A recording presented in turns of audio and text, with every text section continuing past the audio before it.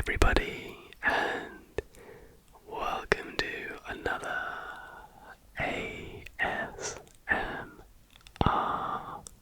video here on the channel.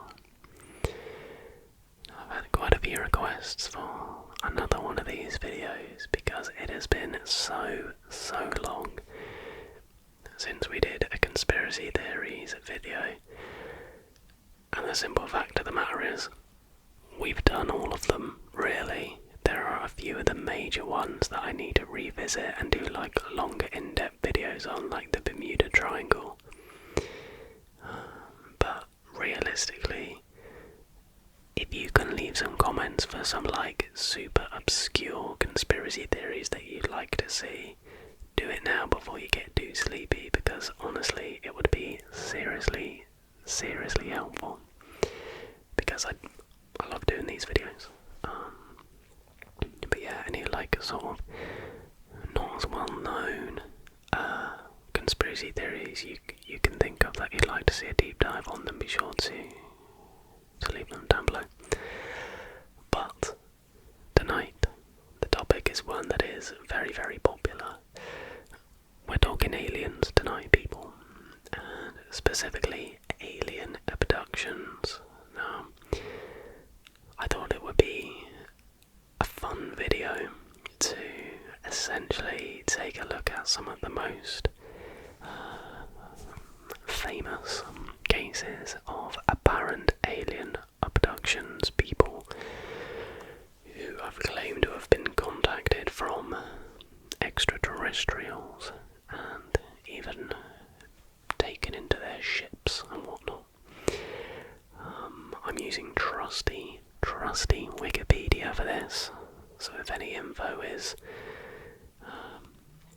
well, the info's not going to be wrong, because, you know, Wikipedia, anybody can contribute, so that way you know you're getting the best information possible. So yeah, we are going to dive into alien abductions. Let's go. But to start, might be helpful to, I don't want to assume that everybody knows what an alien abduction is, so let me spoon feed you some context and some information.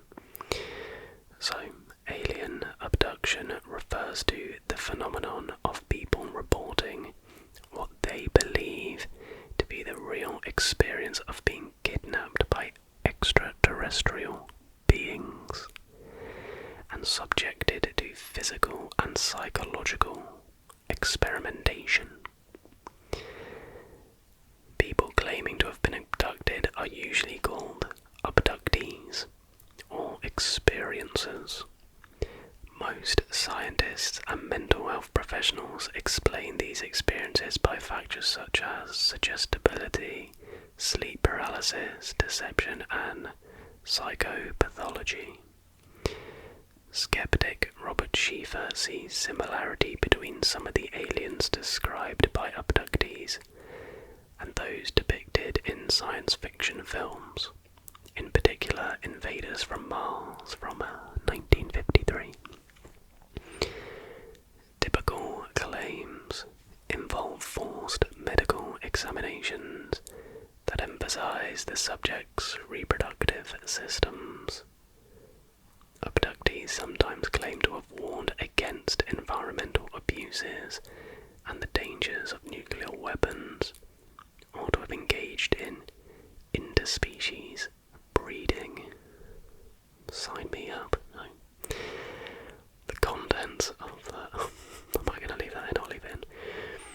The contents of the abduction narrative often seem to vary with the home culture of the alleged abductee. Unidentified flying objects or UFOs, alien abduction and mind control plots can also be part of radical political, apocalyptic and millenarian narratives. Reports of the abduction phenomenon have been made all around the world, but are most common in English-speaking countries, especially the United States. The first first alleged alien abduction claim to be widely publicized was the Betty and Barney Hill abduction in 1961. UFO abduction claims have declined since their initial surge in the mid-1970s, and alien abduction narratives have found less popularity in mainstream media. Skeptic Michael Shermer proposed that the ubiquity of camera phones increases the burden of evidence for such claims and may be a cause for their decline. So, there is a handy list of notable abduction claims here, and we're going to work through them.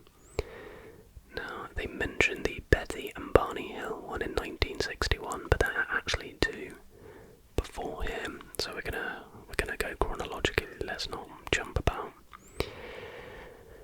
So we begin with Elizabeth Clara. So Elizabeth Clara was a South African woman who, starting in 1956, publicly claimed to have been contacted by aliens multiple times between 1954 and 1963. Her first visitation supposedly occurred when she was 7, and she was one of the first women to claim a sexual relationship with an extraterrestrial. She promoted an ideal of a better world and beliefs in a cosmic consciousness. She promoted conspiracy theories of an international cover-up that kept vital information from the public, and claimed to have been threatened with abduction to press her into revealing details about alien technology. So, I want to see. Let's dive deep into her claims. So, Clara was born. Great, we don't need this. So, at the age of 7, her and her older sister Barbara claimed to have had their first UFO encounter. While feeding their puppies outside the farmhouse, Elizabeth and her sister claimed they witnessed a silver disc bathed in a pearly luster which swooped over them. Simultaneously, a giant orange-red and cratered planetoid was observed orbiting and rotating high in the atmosphere. The disk rushed to meet it, basing and guiding it northwards, while the planetoid left a smoke trail in its wake. Only months later, she had another sighting in the company of Ladam, their Zulu farm manager. Ladam interpreted the sighting in terms of Zulu mythology. Clara sometimes alluded to an even earlier sighting at age 3 in 1913-14. Okay, in 1954 we move on to this section, which is Flying Saucer Hill.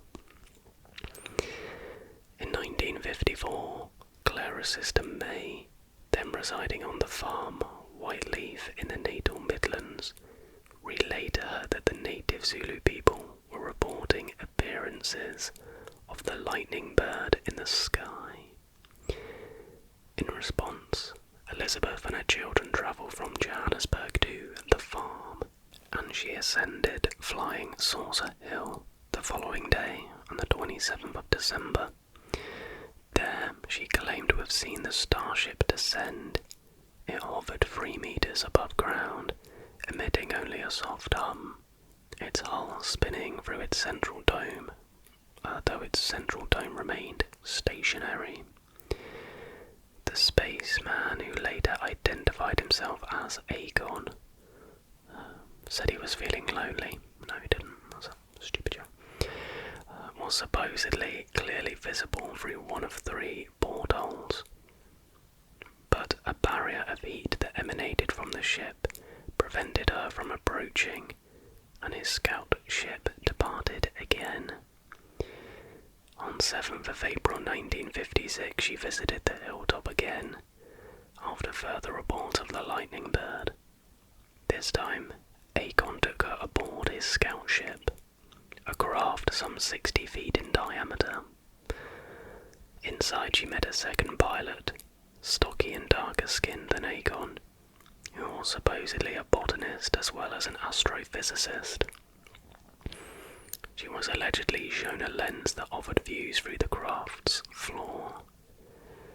With only a hum emanating from below and no sense of movement, they were transported to the enormous cigar-shaped mothership, which had a garden-like interior. After meeting its inhabitant, she was returned to the hilltop, a similar arrangement as that made between Adamski and Hawthorne in 1952. During the encounter, kisses were exchanged, and Akon revealed that Elizabeth was in fact a reincarnated Venusian and long-lost soulmate. Hey, that's lucky. He further explained that they occasionally took Earth women as partners, as the offspring strengthened their race with an infusion of new blood. He also claimed that a number of Venusians were surreptitiously living among human beings.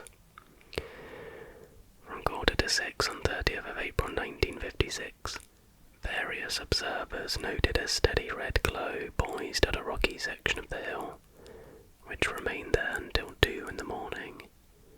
No sign of a fire could be found afterwards.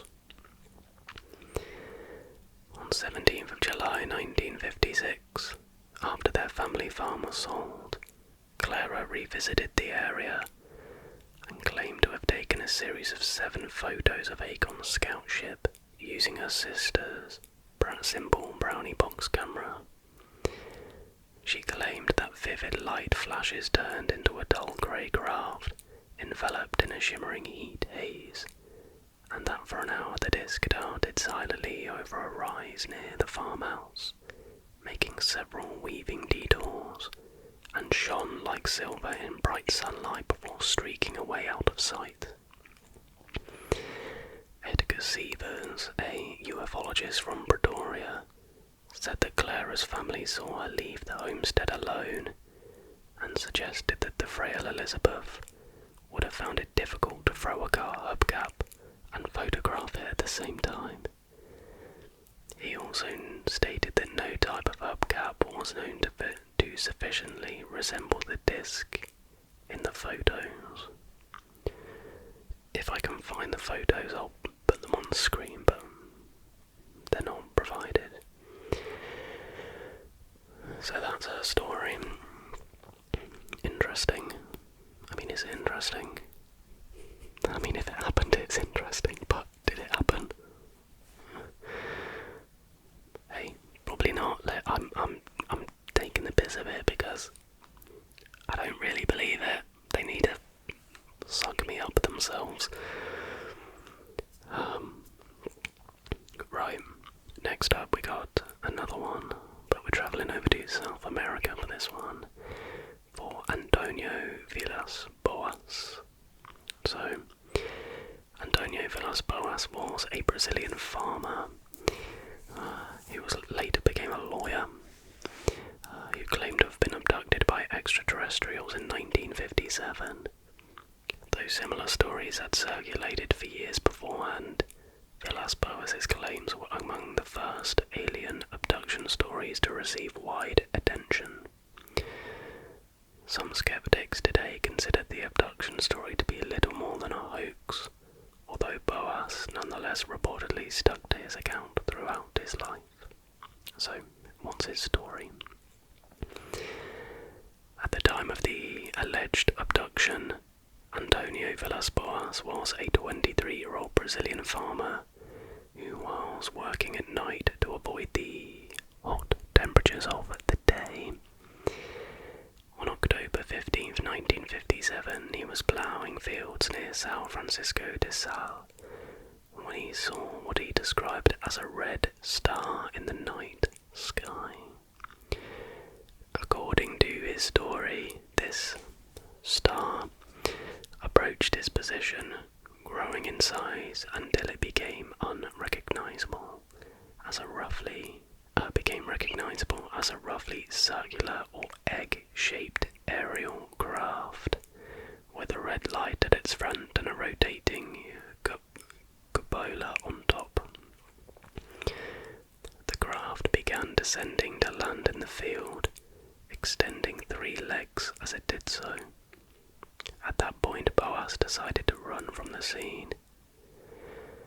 According to Boas, he first attempted to leave the scene on his tractor, but when its lights and engine died after travelling only a short distance, he decided to continue on foot. However, he was seized by a 5-foot-tall humanoid who was wearing grey overalls and a helmet. Its eyes were small and blue, and instead of speech, it made noises like barks or yelps. These similar beings then joined the first. Three similar beings, then joined the first in subduing Boas, and they dragged him inside their craft. Once inside the craft, Boas said that he was stripped of his clothes and covered from head to toe with a strange gel. He was then led into a large semicircle room through a doorway that had strange red symbols written all over it. Boas claimed that he was able to memorize these symbols and later reproduce them for investigators. In this room, the beings took samples of Boas's blood from his chin. After this, he was taken to a third room and left alone for around half an hour. During this time, some kind of gas was pumped into the room which made Boas become violently ill. Shortly after this, Boas claimed that he was joined in the room by another humanoid. This one, however, was female, very attractive and naked. She was the same height as the other beings he had encountered, with a small pointed chin and large blue cat-like eyes. The hair on her head was long and white, but her underarm and pubic hair was bright red. Boas said he was strongly attracted to the woman and the two had sexual intercourse. During this act, Boas noted that the female did not kiss him but instead nipped him on the chin. When it was all over, the female smiled at Boas, rubbing her belly and gestured upwards. Boas took this to mean that she was going to raise their child in space. The female seemed relieved that their task was over, and Boas himself said that he felt angered by the situation, because he felt as though he had been little more than a good stallion for the humanoids. Boas said that he was then given back his clothing and taken on a tour of the ship by the humanoids. During this tour, he said that he attempted to take a clock-like device as proof of his encounter, but was caught by the humanoids and prevented from doing so. He was then escorted off the ship and watched as it took off, glowing brightly. When Boas returned home, he discovered that 4 hours had passed. He later became a lawyer, married and had 4 children. He stuck to the story of this alleged abduction for his entire life. Though some sources say he died in 1992, he died on January 17th, 1991. I just felt like I was reading a really weird fan fiction, and I assume that's like maybe on one hand they were abducted by aliens, okay, but in my view, they've watched these movies that have come out and they have fantasized like so much, and in this guy's case a sexual fantasy, like he wants to shag an alien basically, and so he's told himself this story, and then in order to make it even more real he's told other people, and eventually you lie and lie and lie so much that that lie becomes truth and you convince yourself that it actually happened. And I think that's what this is. I don't think he's being a stallion for humanoids, but again, and I'll say it at the end of each of these, you never know. You never know. Although I'm pretty sure I do. But I don't have the answers. I don't. So, first big USA one in Betty and Barney Hill, so we've got a double act here, so double the reliability, let's say. So, Barney and Betty Hill were an American couple who claimed they were abducted by extraterrestrials in a rural portion of the state of New Hampshire from September 19th to 20, 1961. The incident came to be called the Hill Abduction and the Zeta Reticuli incident because two ufologists connected the star map shown to Betty Hill with the Zeta Reticuli system. Their story was adapted into the best-selling 1966 book, The Interrupted Journey, and the 1975 television film, The UFO Incident. So, let's get there. Blimey, which section do I want to read? There's a lot of elements to this. UFO encounter, it's probably a good place to start. So, according to a variety of reports given by the Hills, the alleged UFO sighting happened about 10:30 p.m. September 19th, 1961. The Hills were driving back to Portsmouth from a vacation in Niagara Falls and Montreal. Just south of Lancaster, New Hampshire, Betty claimed to have observed a bright point of light in the sky that moved from below the moon and the planet Jupiter upward to the west of the moon. While Barney navigated US Route 3, Betty reasoned that she was observing a falling star, only it moved upward. Because it moved erratically and grew bigger and brighter, Betty urged Barney to stop the car for a closer look, as well as to walk their dog, Dulcie. Barney stopped at a scenic picnic area just south of Twin Mountain. Betty, looking through binoculars, observed an odd-shaped craft flashing multicolored lights travel across the face of the moon. Because her sister had several years earlier said she had seen a flying saucer, Betty thought it might be what she was observing. Through binoculars, Barney observed what he reasoned was a commercial airliner travelling toward Vermont on its way to Montreal. However, he soon changed his mind, because without looking as if it had turned, the craft rapidly descended in his direction.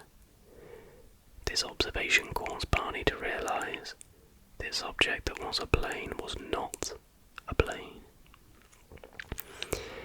The Hills said they continued driving on the quiet and isolated road, moving very slowly through Franconia Notch in order to observe the object as it came even closer. At one point the object passed above a restaurant and signal tower on top of Cannon Mountain and came out near the old man of the mountain. Betty testified that it was at least 1.5 times the length of the granite cliff profile, which was 40 feet long, and that it seemed to be rotating. The couple watched as the silent, illuminated craft moved erratically and bounced back and forth in the night sky. About 1 mile south of Indian Head, they said the object rapidly descended toward their vehicle, causing Barney to stop in the middle of the highway. The huge, silent craft hovered about 80 to 100 feet above the Hills' 1957 Chevrolet Bel Air and filled the entire field of view in the windshield. It reminded Barney of a huge pancake.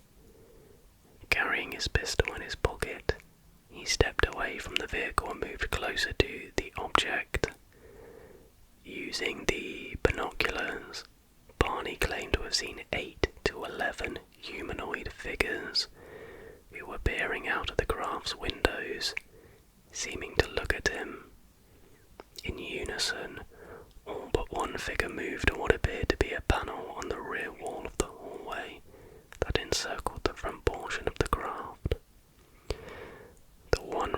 figure continued to look at Barney and communicated a message telling him to stay where you are and keep looking. Barney had a recollection of observing the humanoid forms wearing glossy black uniforms and black caps. Very smart. Red lights on what appeared to be bat-wing fins began to telescope out of the sides of the craft, and a long structure descended from the bottom of the craft.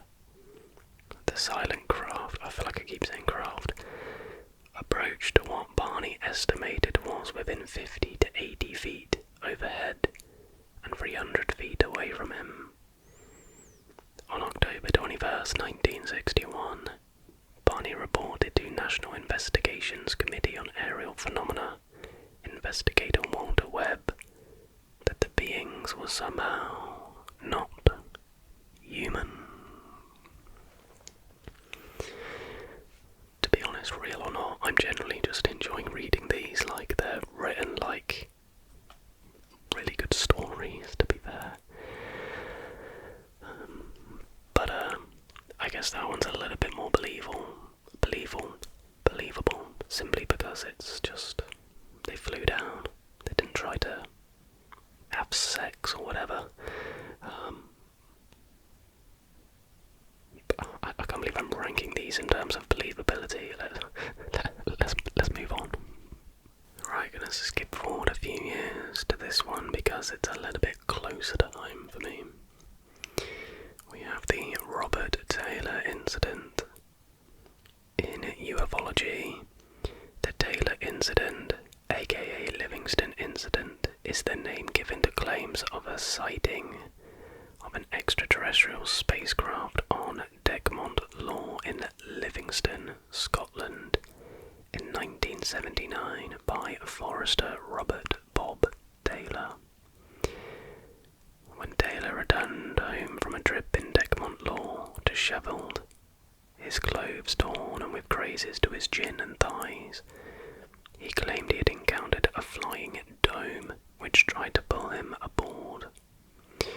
Due to his injuries, the police recorded the matter as a common assault, and the incident is popularly promoted as the only example of an alien sighting becoming the subject of a criminal investigation. So what's Taylor's story? According to Taylor, a forestry worker for the Livingston Development Corporation, on 9th of November 1979, he parked his pickup truck at the side of a road near the M8 motorway and walked along a forest path up the side of Degmont Law with his dog. Taylor reported seeing what he described as a flying dome, or a large circular sphere, approximately 7 yards in diameter, hovering above the forest floor in a clearing about 500 yards away from his truck. Taylor described the object as a dark metallic material with a rough texture like sandpaper, featuring an outer rim set with small propellers. Taylor claims he experienced a foul odour like burning brakes, and that smaller spheres, similar to sea mines, had seized him and were dragging him in the direction of the larger object when he lost consciousness.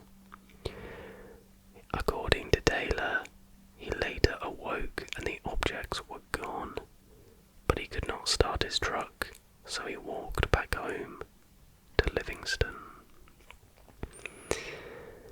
Taylor's wife reported that when he arrived home on foot, he appeared dishevelled and muddy, with torn clothing and ripped trousers. His wife called the police and a doctor, who treated him for grazes to his chin and thighs. Police accompanied Taylor to the site where he claimed he received his injuries. They found ladder-shaped marks in the ground, where Taylor said he saw the large spherical object, and other marks that Taylor said were made by the smaller, mine-like objects. Police recorded the matter as a criminal assault. Response from UFO ufologists. The story drew attention from ufologists who erected a plaque on the site of the alleged encounter, and Taylor became notable among UFO enthusiasts for being involved in the only UFO sighting that was subject to a criminal investigation. Ufologist and author Malcolm Robinson accepts Taylor's story, saying he believes it could be one of the few genuine cases of a UFO encounter. I mean, technically it could be. Just like I could win £1 billion tomorrow. You never know. Yeah, I feel like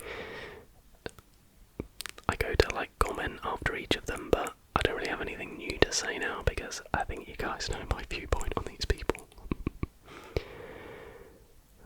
Maybe I'm being unfairly skeptical.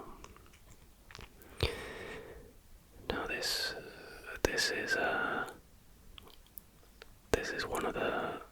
is the most recent case on this list. This obviously isn't every supposed alien abduction ever. These are just the notable ones on Wikipedia. So this is UFO sightings in China in 1994. So the Meng Zhaoguo incident refers to a supposed close encounter of the third kind experienced by a man of the same name, which purportedly took place in Phoenix Mountain in Wuchang. In 1994, he reported that he and a relative had followed what he thought was a weather balloon after they saw a white, shining object descend into Phoenix Mountain. On 7th of June, a large white object landed on a farm. 2 days later, when workers went to investigate, Meng was incapacitated by an intense beam of light. After the initial encounter, Meng claimed to be suffering from ongoing harassment from the entities and reported being taken to their spacecraft and forced to copulate. He claimed that on the night of July 16th he was abducted from his house and shown pictures of Jupiter, which the entities claimed was their home world. His story was examined by the UFO Enthusiasts Club at Wuhan University throughout 1997. They concluded that while initial contact may have occurred, the subsequent reported events were almost certainly untrue. However, other UFO groups in China concluded that his claims were true. Well, bit of beef in the UFO community in China. Juicy. Right, gonna pick one more to round this video off. Let's go back to our friends across the pond. Let's go back to a USA one. So let's go with this one. This is the Lonnie Zamora incident.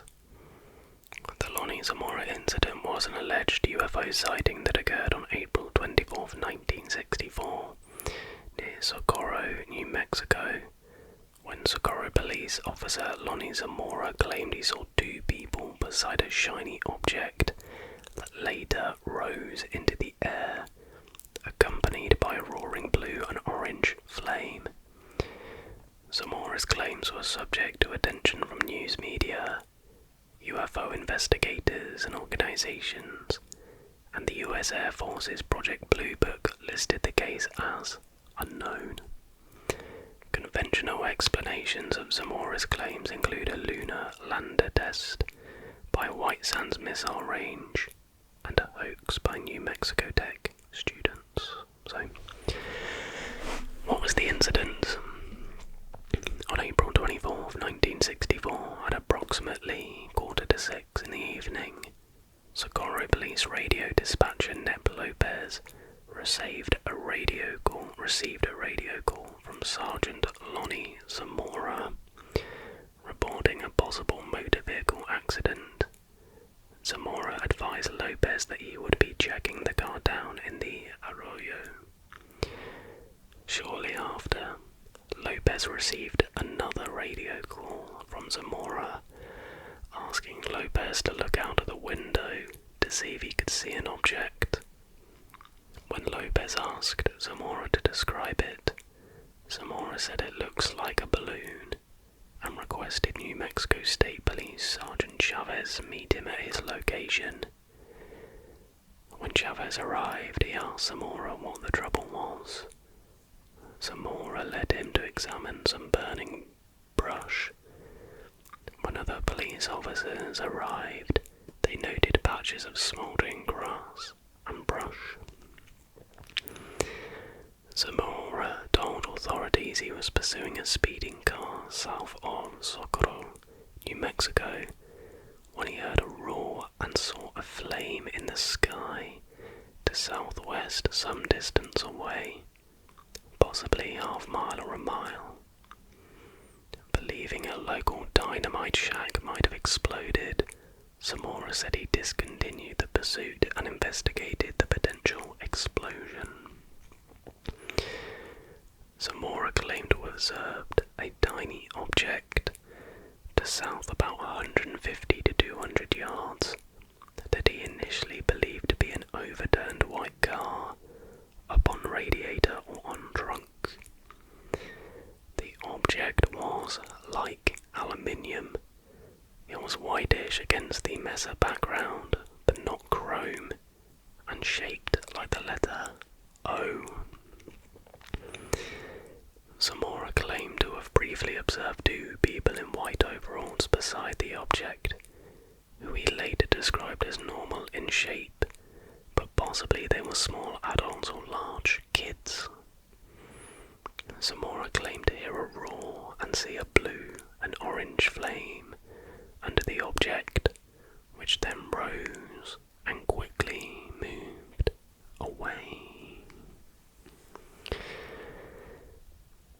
So investigations and explanations. Zamora's claims were investigated by Project Blue Book and ufologists, and have been reported in the popular press. Several explanations have been presented.